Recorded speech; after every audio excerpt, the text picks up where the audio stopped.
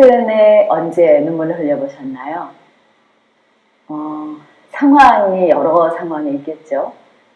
저는 어제 양파 썰다가 눈물을 흘렸답니다.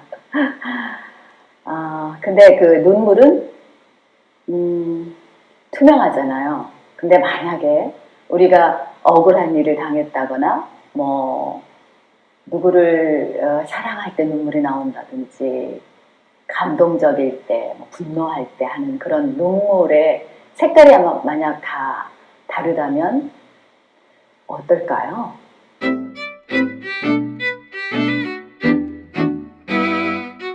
안녕하세요.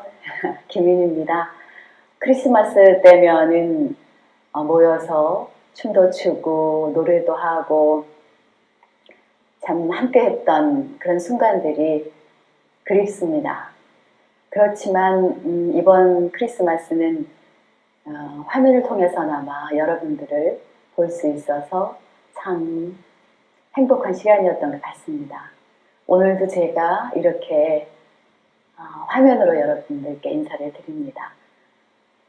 저는 인형극을 이제 한참 할 때는 동화책을 많이 읽었습니다. 인형극 재료를 그러니까 소재를 찾기 위해서 인형극을 위한 동화책을 이제 많이 읽었는데 그러다 보니까 동화가 정말 우리가 어른들이 읽기에도 너무 좋은 것이 아닐까 하는 생각을 할 때가 많았습니다. 왜냐하면 글은 적게 있지만 거기 나오는 그 그림들이 정말 우리를 행복하게 하는 그런 그림들이 동화에는 많이 있구나 하는 생각이 들고요. 그리고 또 어떤 때는 거기 글을 읽을 만큼 여유가 없을 때도 있잖아요. 우리 삶을 살다 보면. 근데 그 그림을 통해서 우리가 참 마음이 편안해지는 그런 경험도 저는 하게 됐습니다.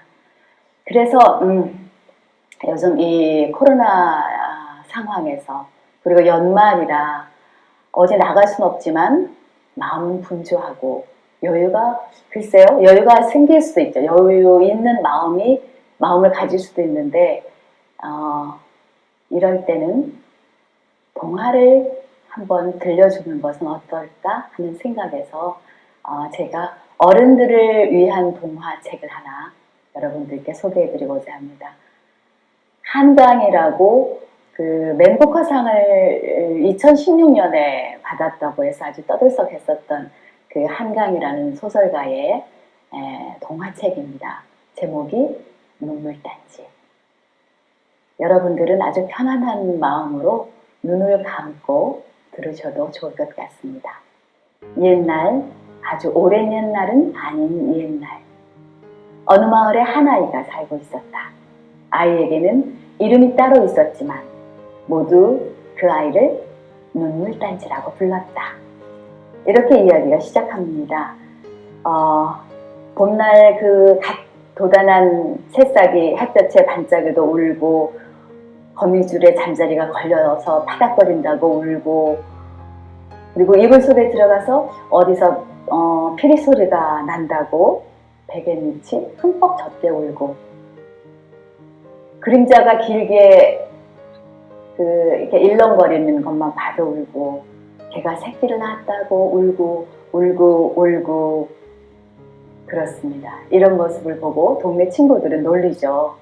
울보래요 울보래요 눈물단지 눈물단지. 그 아이는 이렇게 눈물단지로 들렸습니다. 엄마는 엄청 걱정하겠죠. 아빠는 또 그런 모습을 볼 때마다 화를 내셨습니다. 어느 날 근데 그 아이를 찾아서 한 아저씨가 눈물을 사겠다고 찾아왔습니다. 큰 검정 가방을 들고 검정 배낭을 메고 검정 옷을 입고 멋진 검정 모자를 쓴 아저씨는 신비스러운 새를 데리고 찾아옵니다. 너로구나. 특별한 눈물을 가진 아이가. 나는 눈물을 모으는 사람이란다. 필요한 사람에게는 팔기도 하지. 눈물을 모은다고요? 그렇단다. 아이는 눈을 커다랗게 떴다. 이 새는 아저씨가 키우는 거예요? 이렇게 생긴 새는 처음 봐요. 푸른 휘바람새야.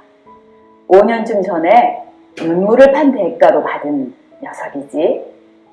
아마 너랑 나이가 비슷할 거다. 나한텐 하나뿐인 길동무란다. 근데요, 휘파람 불어요? 아직 나는 노래를 들어본 적이 없지만 원래는 아주 아름다운 소리로 지저귀는 새였단다. 왜 울기를 그만두었는지는 전 주인도 확실히 모르더구나. 정들었던 첫 주인이 녀석을 팔아버린 뒤였다고도 하고. 파란 깃털이 신기해요. 그래서 푸른 휘파람 샌가 봐요. 전 주인이 얘기해 준 건데 이 새의 첫 번째 주인은 녀석을 파란 새벽의 새라고 불렀다더구나. 푸르스름한 새벽빛이 내릴 때만 노래를 했기 때문이라든가. 파란 새벽의 새요? 20년 동안 눈물을 모았다는 아저씨는 아이에게 가방에 들어있는 눈물 결정체들을 보여줍니다. 주황빛이 도는 이 눈물은 화가 몹시 났을 때 흘리는 눈물, 회색이 감도는 이 눈물은 거짓으로 흘리는 눈물, 연보랏빛 눈물은 잘못 후회할 때 흘리는 눈물, 진한 보랏빛 눈물은 부끄럽거나 자신이 미워서 흘리는 눈물, 검붉은 눈물은 보고 싶은 사람을 보지 못할 때 흘리는 눈물, 분홍빛 눈물은 기쁨에 겨워 흘리는 눈물, 연한 갈색의 저 눈물은 누군가 가엾다고 느껴질 때 흘리는 눈물이란다. 연한 연두색 눈물은요? 이건 아기들의 눈물이야. 그 뒤에 조금 진한 연두색 눈물도요? 아니, 그건 엄마들이 아기들을 위해 흘리는 눈물이야. 그럼 이 커다랗고 아름다운 푸른빛 눈물은요? 저건 사랑하는 사람을 위해 흘리는 눈물이야. 그 옆에 있는 붉은 눈물은요? 아주 고통스러운 일을 겪은 뒤에, 아주 오래 울고 난 뒤에, 그 눈물까지 마르고도 시간이 한참 지난 뒤에 처음으로 다시 흘리는 눈물이란다. 그러니까 퍽 구하기 어려운 눈물이지. 아저씨는 정말 수많은 눈물을 가지고 계시네요. 그런데 아직도 가지지 못한 눈물이 있어요? 그래, 있단다. 내가 찾고 있는 건 순수한 눈물이야. 자기가 울고 있다는 것조차 알지 못하면서 흘리는, 특별한 이유가 없지만 또한 이 세상의 모든 이유들로 인해 흘리는, 세상에서 가장 아름다운 눈물이란다. 얘야, 나를 위해 조금 울어줄 수 있겠니? 지금이요? 내가 불편하지 않다면. 그런데 이상한 일이었다. 아저씨를 만나기 직전 눈물겹게 느껴졌던 갓 태어난 콩꽃을 한참 동안 들여봤지만 도무지 눈물이 나오지 않았다. 아저씨, 눈물이 나오지 않아요. 내가 옆에 있어서 그런가 보다. 널 방해했나 봐. 그런데 지금은 날 기다리는 사람이 있어서 가봐야겠다. 어른 걸음으로 꼬박 하루 반이 걸리는 곳에 눈물을 사겠다는 사람이 편지를 보내왔어. 자, 다음에 보자. 아저씨, 저 같이 따라가고 싶어요. 네, 이렇게 해서 아저씨와 그리고 새와 아이는 그 눈물을 사겠다는 사람의 집까지 하루 밤과 낮을 동행하고 같이 이제 가게 됩니다. 얘기를 나누면서 걷다가 보니까 아이는 이제 그 아저씨의 가방 속에 과연 무엇이 들었는지 궁금하게 됩니다. 그래서 물어보죠. 아저씨, 그 가방엔 뭐가 들었어요? 반짝이 가루들이지?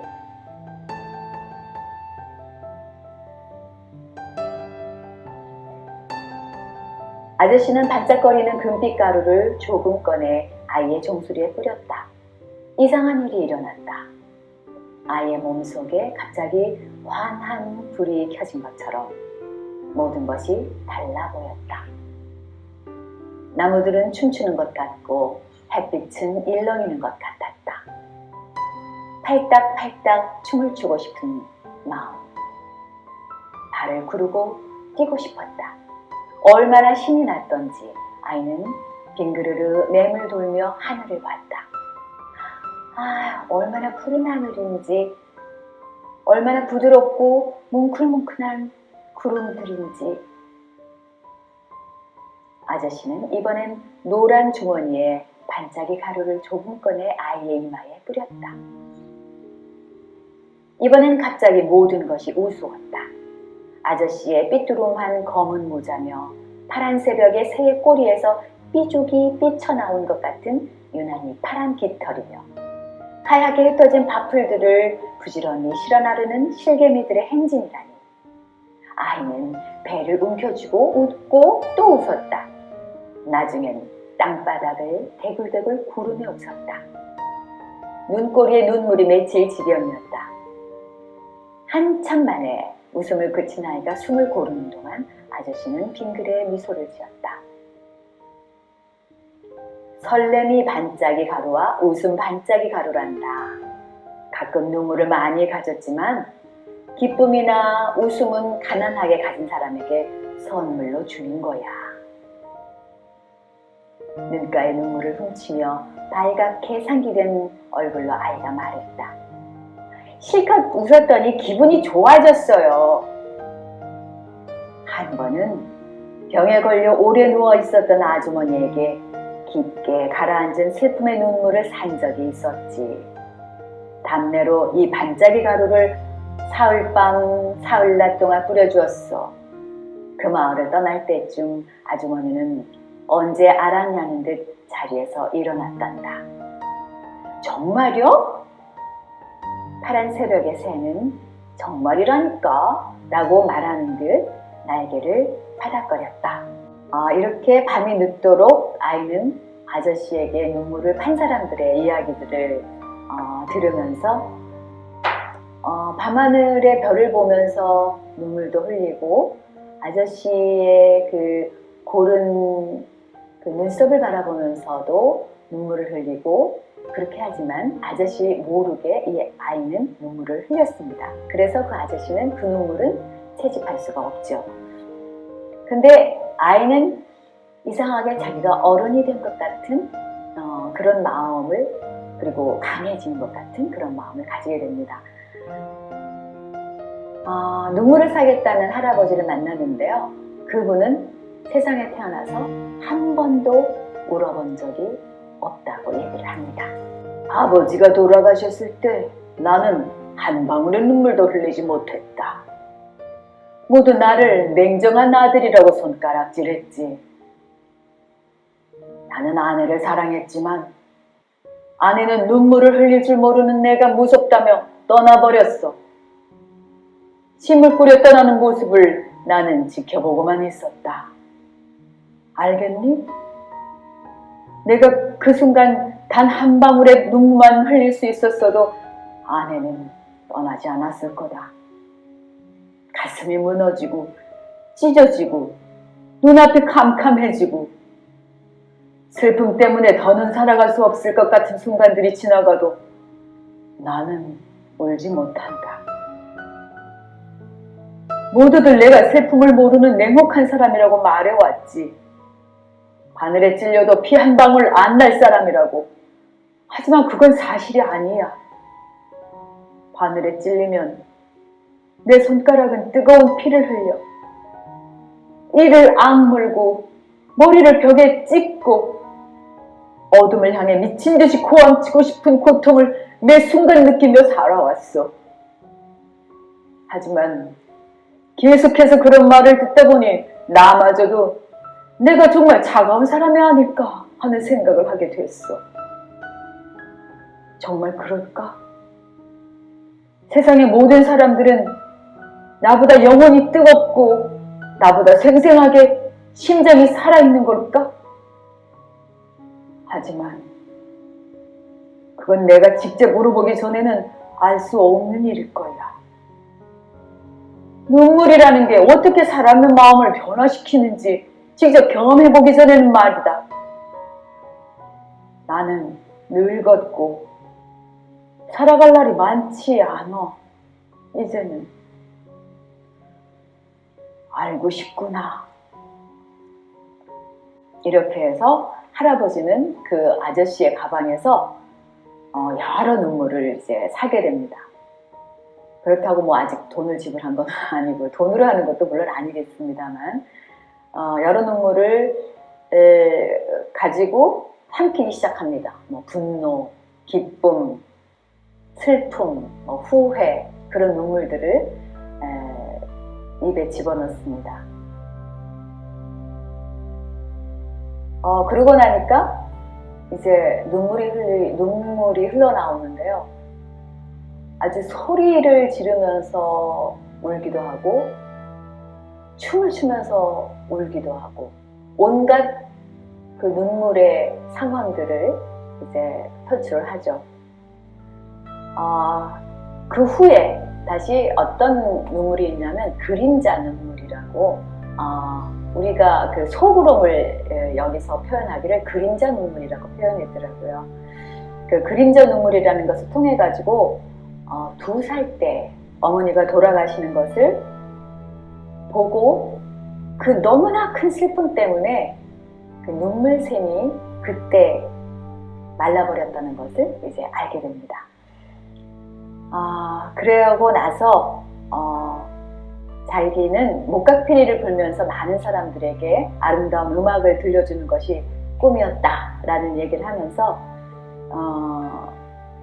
이제 자기는 이 집을 떠나겠다라고 얘기를 하자 그 아이와 그리고 그 눈물을 파는 아저씨는 그 할아버지한테 한 번만 그 목각피리 소리를 좀 들려달라고 얘기를 하죠.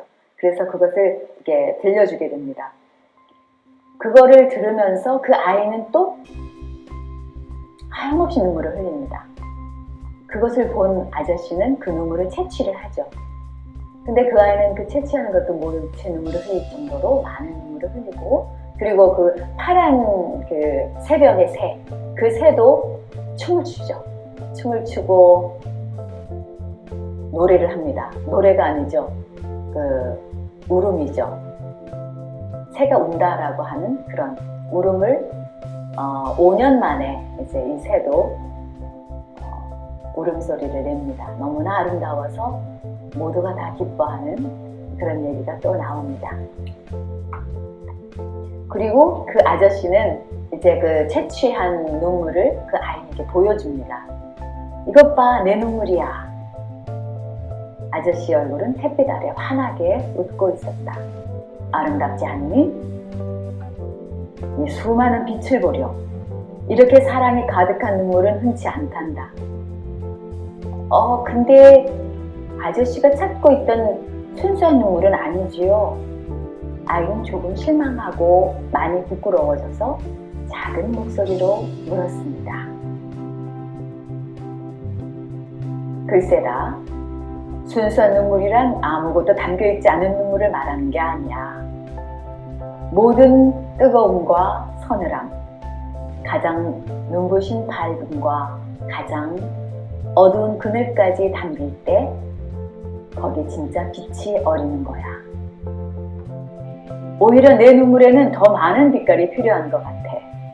특히 강인한 말이야. 분노와 부끄러움, 더러움까지도 피하거나 두려워하지 않는. 그렇게 해서 눈물의 어린 빛깔들이 더욱 복잡해질 때 한순간 내 눈물은 순수한 눈물이 될 거야. 여러 색깔의 물감을 섞으면 검은색 물감이 되지만 여러 색깔의 빛을 섞으면 투명한 빛이 되는 것처럼 말이야. 하지만 그러기 위해선 아직 시간이 필요한 것 같구나. 네가 단련될 시간이 말이야. 네, 이렇게 해서 이 세상 모든 사람의 마음을 위로해 줄 수 있는 그 순수의 눈물을 찾아서 그 아저씨는 떠나게 됩니다. 우리가 그 웃음에 대한 이야기는 참 많더라고요. 찾아보면은 뭐 웃으면 복이 와요. 뭐 한 번 웃으면 한 번 젊어진다. 뭐 소문만 곱네. 뭐 이런 이야기들은 많이 있는데 제가 이번 그 눈물 상자를 읽으면서 눈물에 대한 그 명언 같은 것을 찾아봤어요. 근데 사랑은 눈물의 씨앗? 그 눈물에 대한 그것은 별로 없는 것 같아요. 근데 눈물이 주는 그 위로가 참 크다고 하죠. 상대가 그 기뻐서 울 때 같이 기뻐 울고, 그리고 슬플 때 같이 슬픔의 눈물을 같이 울어주고. 글쎄요, 그런 게 이제 순수한 눈물이 아닌가. 울 때 같이 울 수 있는 마음은 예수님의 마음인 것 같아요. 한강의 어른을 위한 동화 눈물단지 함께 했습니다.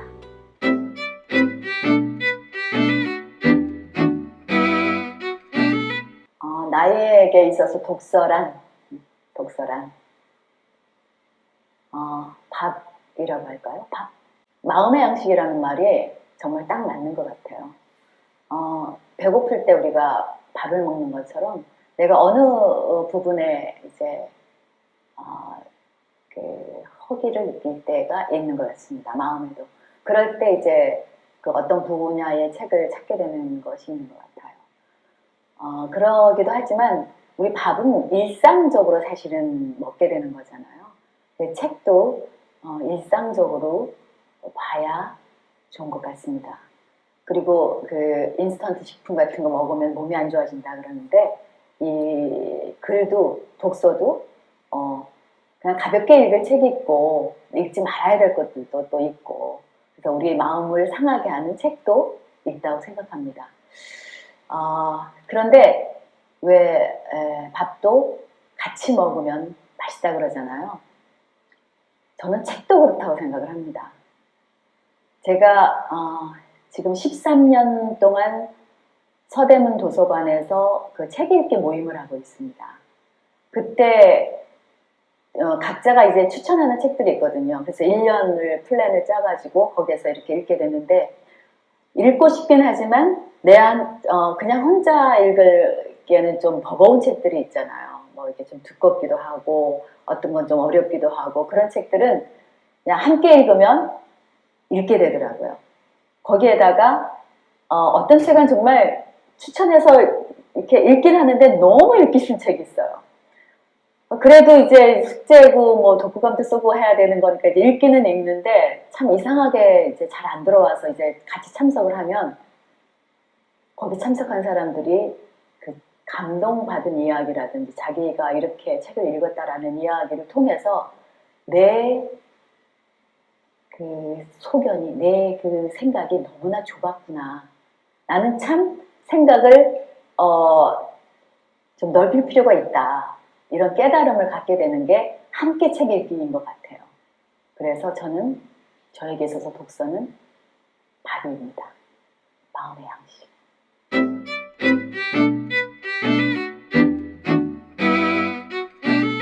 친구가 그런 얘기를 하더라고요. 2020년은 없었던 걸로 했으면 좋겠다.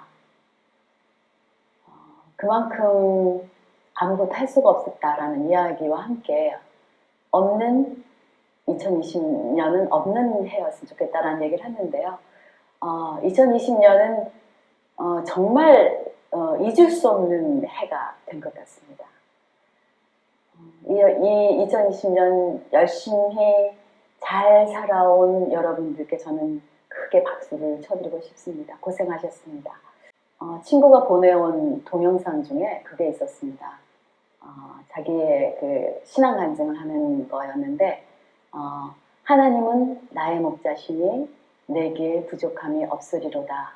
이 한마디 말이 얼마나 힘이 되는지 모르겠다는 그런 영상을 받고, 제가 지금까지 그 구절을 잘 모르는 기독교인은 없을 정도잖아요.